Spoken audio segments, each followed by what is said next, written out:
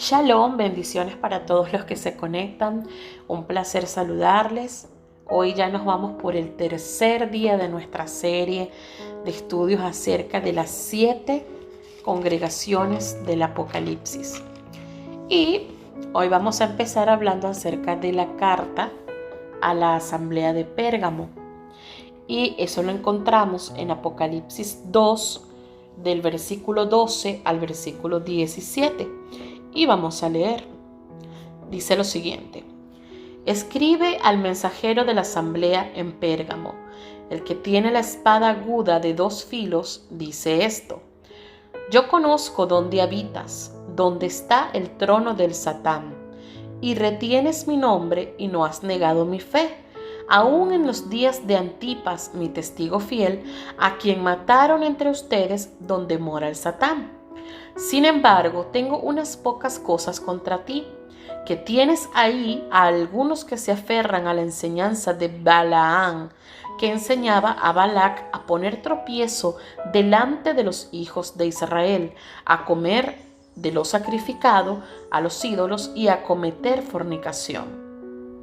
Asimismo, tú también tienes a los que se aferran a la enseñanza de los Nicolaitas.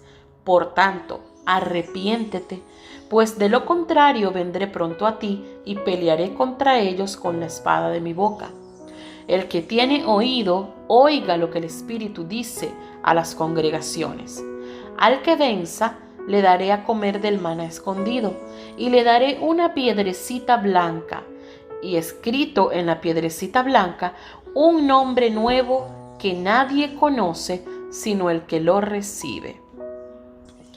Esta congregación llamada Pérgamo tiene como significado de su nombre ciudadela, elevación, ciudad alta o acrópolis. Pero también hay una parte en griego, su nombre en griego, ¿verdad? Sería Pergamum y significa matrimonio. Y si tomamos este último significado como algo espiritual para aplicar, deberíamos pensar que su nombre debe hacer alusión a la fidelidad o a la unión plena con su Hacedor. Pero no, realmente es una congregación que lamentablemente está fallando en esto. Vamos al versículo 12, vamos a empezar a analizar versículo a versículo. El versículo 12 dice: escribe al mensajero de la asamblea en Pérgamo, el que tiene la espada aguda de 2 filos, dice esto. Aquí podemos leer al igual que en todas, pero debemos hacer referencia igual para poder entender que quien está dando este mensaje es el Mesías. Ahora, vamos directamente al versículo 13. Dice: yo conozco dónde habitas, donde está el trono del Satán, y retienes mi nombre y no has negado mi fe, aún en los días de Antipas, mi testigo fiel, a quien mataron entre ustedes donde mora el Satán. Este verso nos hace ver que la asamblea de Pérgamo no la tenía fácil, y no la tiene fácil hoy tampoco. Primeramente, el área geográfica de ella quedaba justo donde estaba el trono del oponente. Ya sabemos que esta Kehilá, congregación o asamblea, quedaba en Turquía. Ya hemos explicado bastante acerca de este tema. Si no lo has escuchado, esos mensajes anteriores, te invito a que lo escuches para que puedas comprender la importancia de saber qué es lo que representa Turquía y todo lo demás. Ok. Entonces acá queda justamente donde está el trono del oponente. Las otras están pues alrededor, allí en esa misma tierra. Pero Pérgamo está, vamos a decirlo de alguna manera, en el corazón de donde quedaba ese trono. Entonces, hay un punto destacable para esta asamblea. Y ese punto es que a pesar de estar habitando en ese lugar donde evidentemente hay pura inmundicia, persecución y pecados, ellos no se han dejado confundir. Ellos retienen el nombre del Mesías, el nombre también de Yahweh, y aunque hagan la guerra para que no lo pronuncien, ellos no han dejado de hacerlo. Ellos no han renunciado a eso. Además que tampoco han negado la fe en el Elohim de Israel. A pesar que en medio de todos los ataques que pueden recibir, a pesar de que los obliguen, ¿verdad?, a negar esa fe, como pasará también en la gran tribulación, también por causa también del ambiente corrompido donde ellos están, podía arrastrarlos a abandonar el camino, pero ellos estuvieron firmes. Ellos estuvieron firmes. Y así debe permanecer la gente completamente firme para el tiempo de la tribulación. Aunque le pongan una espada en el cuello y le digan, arrodíllate para adorar a mi Dios, a mi deidad, o si no te mato, es preferible morir, ser fiel hasta la muerte, pero no negar la fe en nuestro Elohim, nuestro único y verdadero Elohim.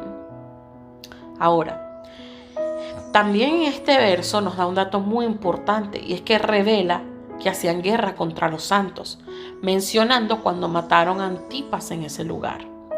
Y según la historia, Antipas fue martirizado en el reinado de Domiciano. Ayer estuvimos estudiando 10 reinados del Imperio Romano que azotó a los creyentes en este tiempo, tanto de Éfeso como de Esmirna, como de Pérgamo, todo esto. Y Antipas fue martirizado en ese reinado de Domiciano y lo quemaron en brasas ardientes, porque era la forma en que, según, le destruirían los demonios.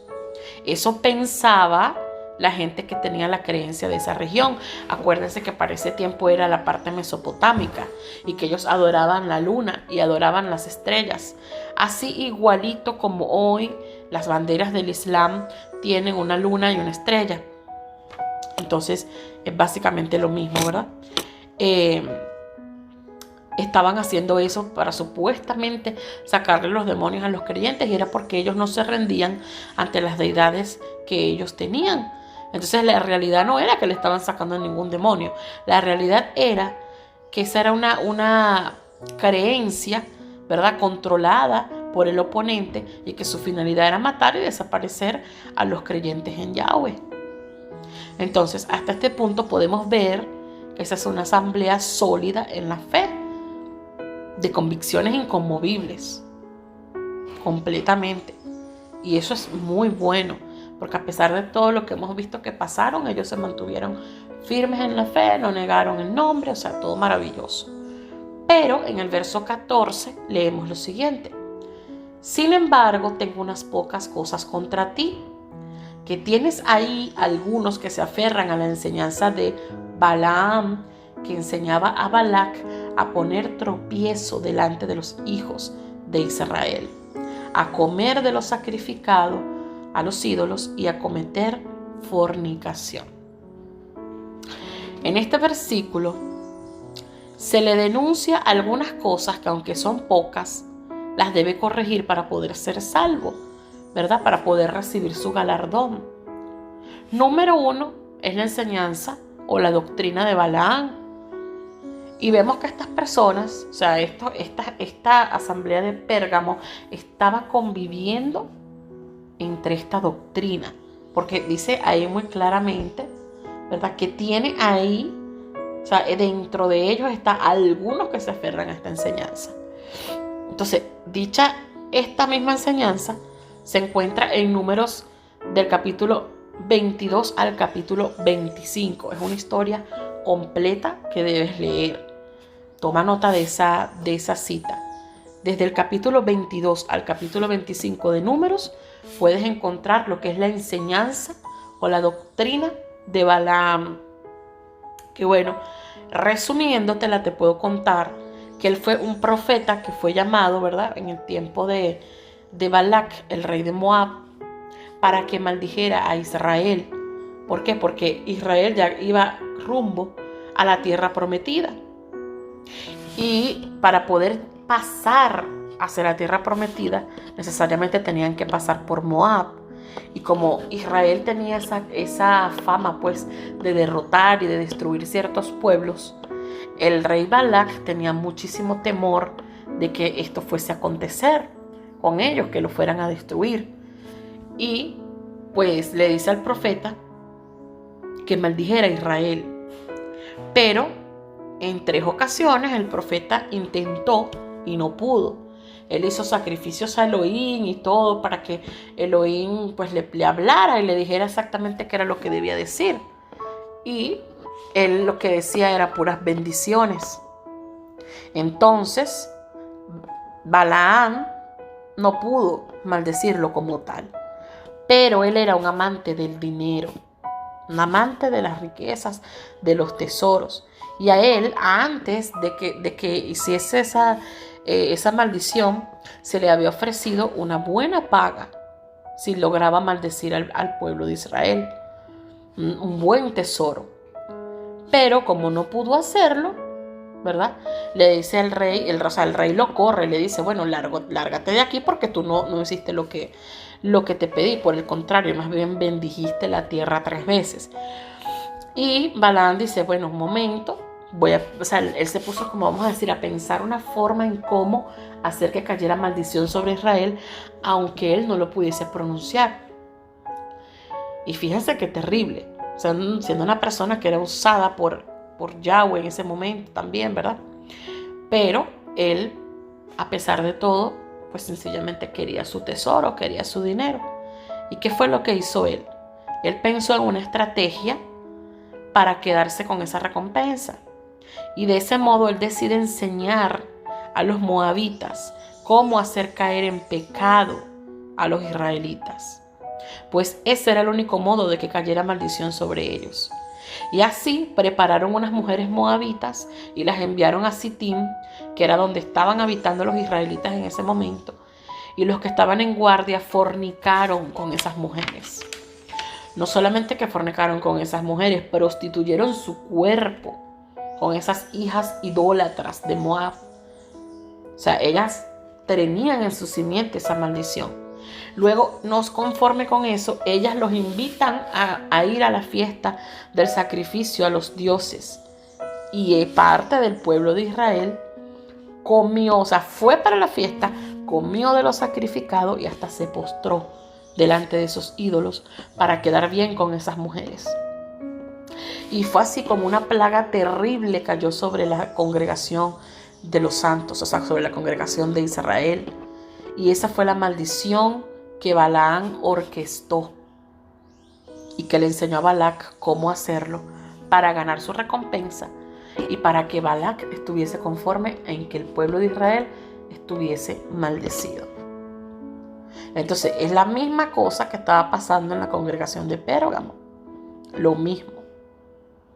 Si ellos no podían hacerlos caer a través de la persecución, los asesinatos y las maldades, los enemigos de los hijos de Yahweh se infiltrarían trayendo esta doctrina, enseñando que todo es bueno, que pueden ser flexibles, comiendo lo sacrificado y hasta fornicar, haciendo pues que el pueblo se contaminara con lo más inmundo para el Padre.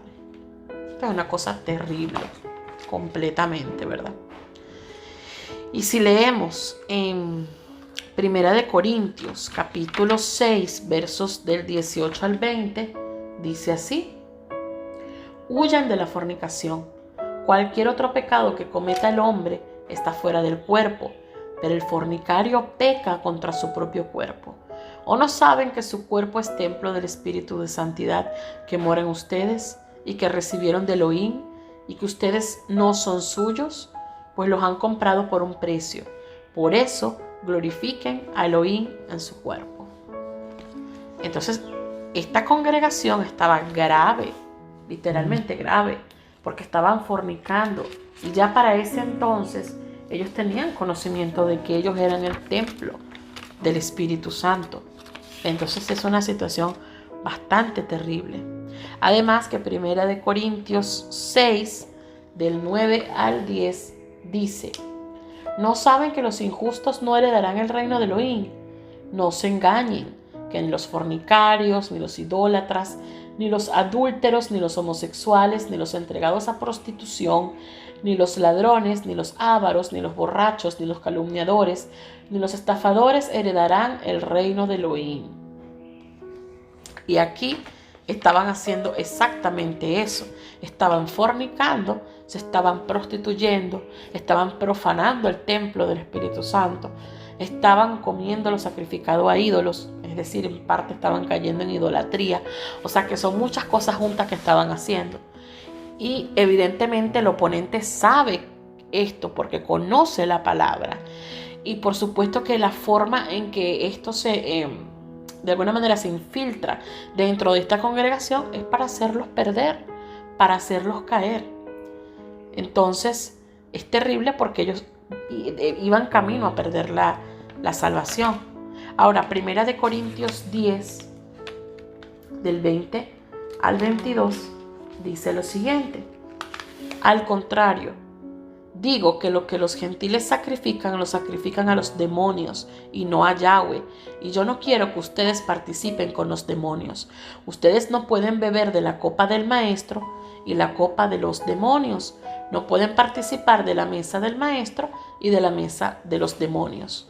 ¿O provocaremos a celo a Yahweh? ¿Seremos acaso más fuertes que él?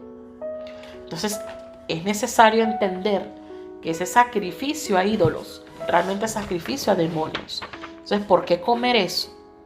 No se debería. ¿Por qué? Porque se despierta el celo de Yahweh. Y además, eso está ofrecido a deidades paganas.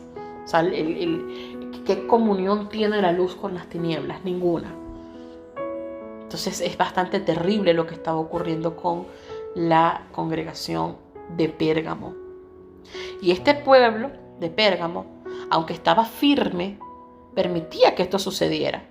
¿Por qué? Porque esto estaba pasando dentro de la congregación de ellos, ahí lo dice. Algunos de ellos estaban haciendo esto. Entonces ellos quiere decir que no eran celosos de las cosas de Yahweh. Es como aquella persona que ve un asesinato y no denuncia. O como el que ve un robo, pero no se mete, sino que se mantiene en su lado y deja que el ladrón destruya al que es su víctima, ¿verdad? Pero al hacer esto, realmente se vuelve partícipe también. Por ende, Yahshua se lo tiene que recriminar.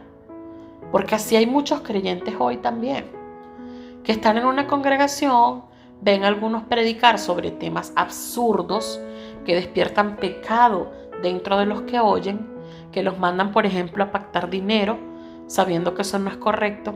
Y aunque ellos no pacten, se quedan callados dejando que esto suceda. No los enfrentan. También cuando hablan de cosas antibíblicas, como que la ley fue abolida y que se puede comer cerdo y animales impuros. Y ellos dicen, bueno, yo no lo hago, yo cumplo con la palabra, pero también se quedan ahí callados. Incluso hay padres que se les ha entregado en mayordomía a sus hijos.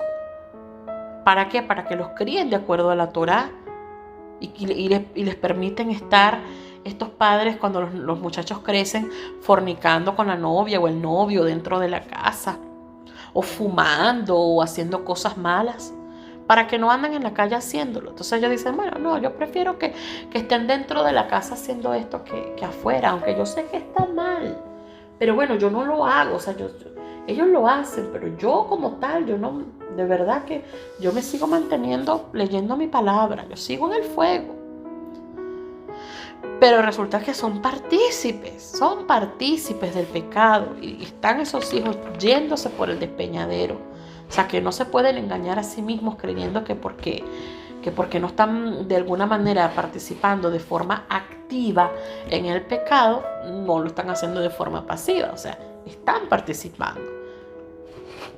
Entonces, los que por ejemplo también comen de las carnes navideñas, sabiendo que eso es sacrificado a ídolos, porque el origen de la Navidad ya lo conocemos.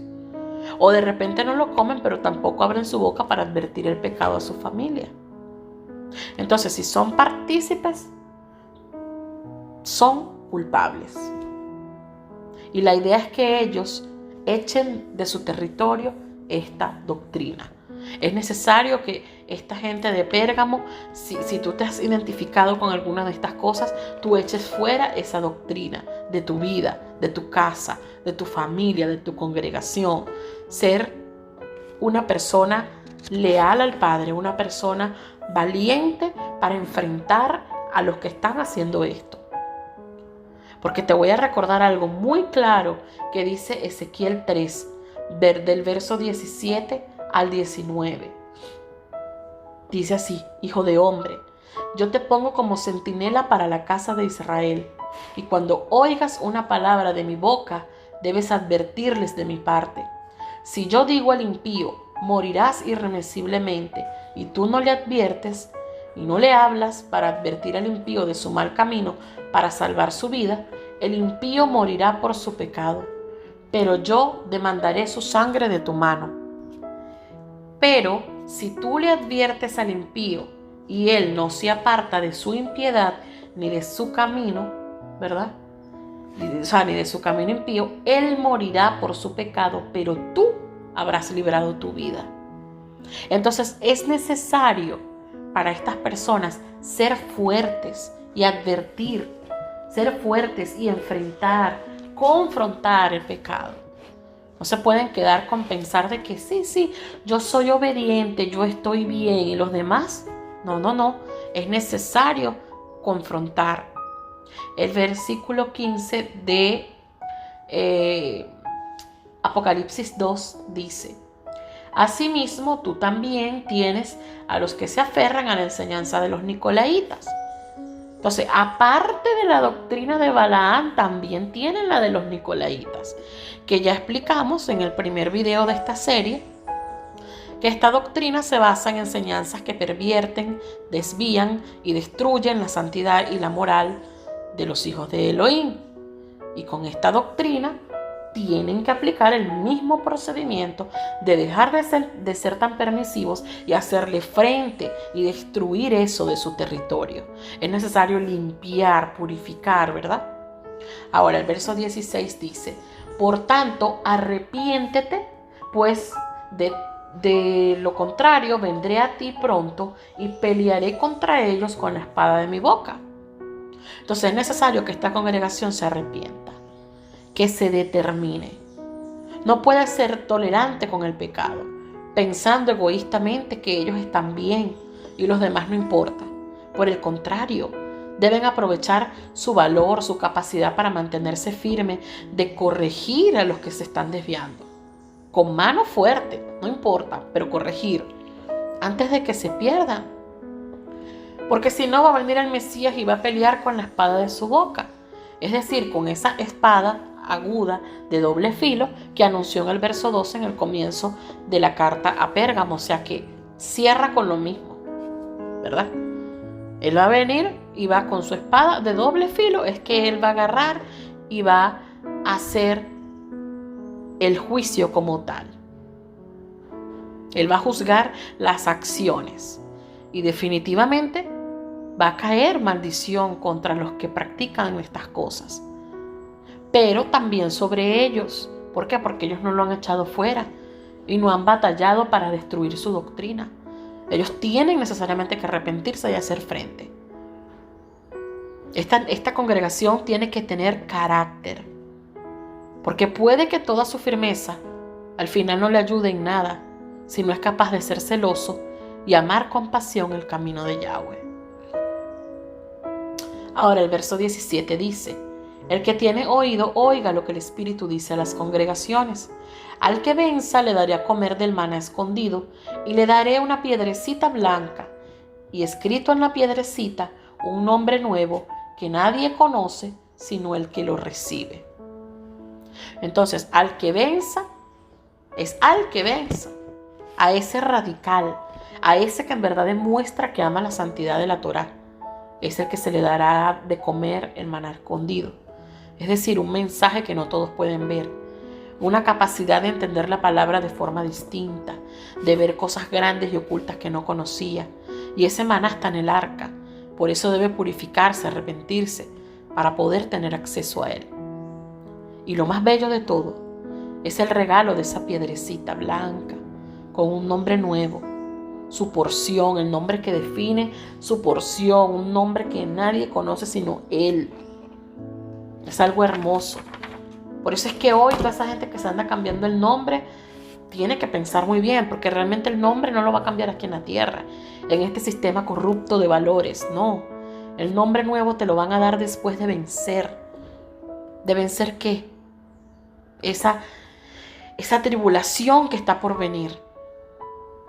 que puedas luchar hasta el fin en contra de todo aquello que se levante para destruir a los hijos de Yahweh.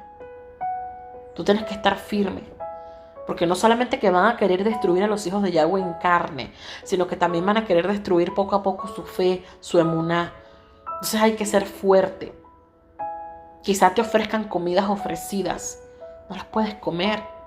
Y no solamente se trata de comidas físicas, sino comidas espirituales. Te van a querer mostrar un camino que no es, te van a querer mostrar la palabra interpretada de una forma que no es. Y no puedes comer eso. No puedes hablar ese mismo idioma. No puedes fornicar con tu fe. No te puedes prostituir con esas deidades. Entonces, así como ellos quieren hacer caer a los santos deben estar listos para pelear. No para hacerse la vista gorda de todo lo que acontecerá. Porque si no, la espada de la palabra atravesará sus corazones. Porque eso sería hipocresía. Entonces, vale la pena hacerle honor al nombre de Pérgamo en su significado de matrimonio, siendo fiel a nuestro amado, comportándose realmente como la novia del Cordero, una persona verdaderamente limpia, una persona que verdaderamente va a defender lo que el novio es. Es necesario arrepentirse y tener el carácter bien definido. Así que si te identificas con alguna de estas cosas que acabamos de decir, con alguna de estas características de esta asamblea, es necesario que pongas atención el día de hoy, que te arrepientas, que seas una persona valiente, que enfrente el pecado como lo debe enfrentar y te limpies tanto de él como también el territorio, como también a tus hijos y a tu familia. Es una invitación. En el nombre de Yahshua, con todo amor te lo digo, porque es la única forma en que tú vas a poder pasar la tribulación que viene o el resto de los días que te quedan por venir. Que Yahweh te bendiga y te guarde. Shalom, shalom.